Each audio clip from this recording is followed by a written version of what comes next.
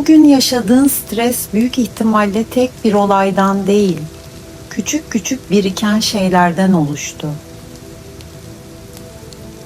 İnsan çoğu zaman bunu fark etmiyor. O yüzden stresle başa çıkmanın en önemli adımı önce bedenin sinyallerini fark etmek. Stres anında vücudun birkaç temel tepki verir. Nefes hızlanır, omuzlar kasılır, düşünceler toparlanmaz. Bunlar yanlış giden bir şey var diye bağıran fiziksel işaretlerdir.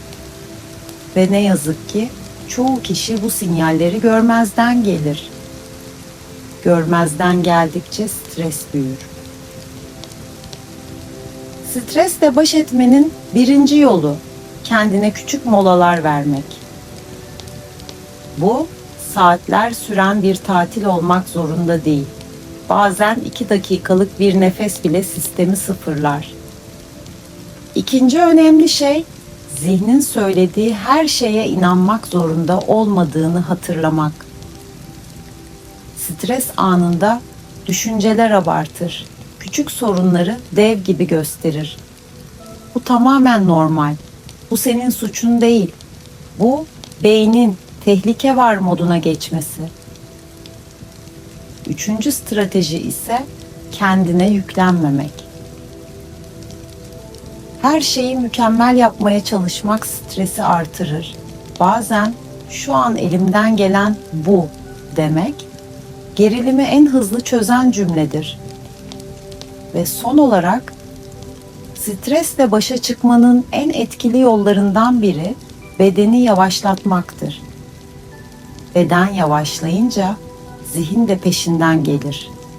Çünkü stresin %80'i zihinsel değil, fizikseldir. Şimdi birlikte küçük bir uygulama yapacağız. Bunu doğru ya da yanlış yapma diye bir şey yok. Sadece beni dinlemen yeterli. Önce bulunduğun yerde rahat bir pozisyon al. Omuzlarını hafifçe gevşet. Nefesini değiştirmene gerek yok. Sadece fark et. Şimdi burnundan yavaşça bir nefes al.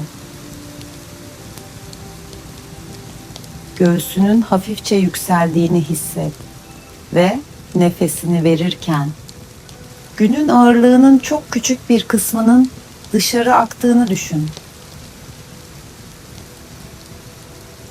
Hepsinin değil, sadece bir kısmının. Kalanı birazdan gider. Tekrar nefes al. Bu nefesi vücuduna tehlike geçti mesajı gibi düşün. Ve nefes verirken omuzlarının aşağı doğru gevşemesine izin ver.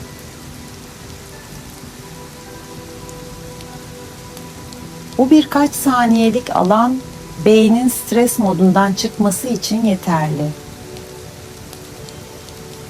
Şimdi son bir nefes daha al. Ve verirken bütün bedeninin ağırlığının zemine bıraktığını hisset. Şu anlık her şey durdu. Düşünmek zorunda değilsin. Yetişmek zorunda değilsin. Sadece burada olman yeterli. Meditasyonun geri kalanında yumuşak yağmur sesi eşliğinde zihnin kendi kendine sakinleşmeye devam edecek.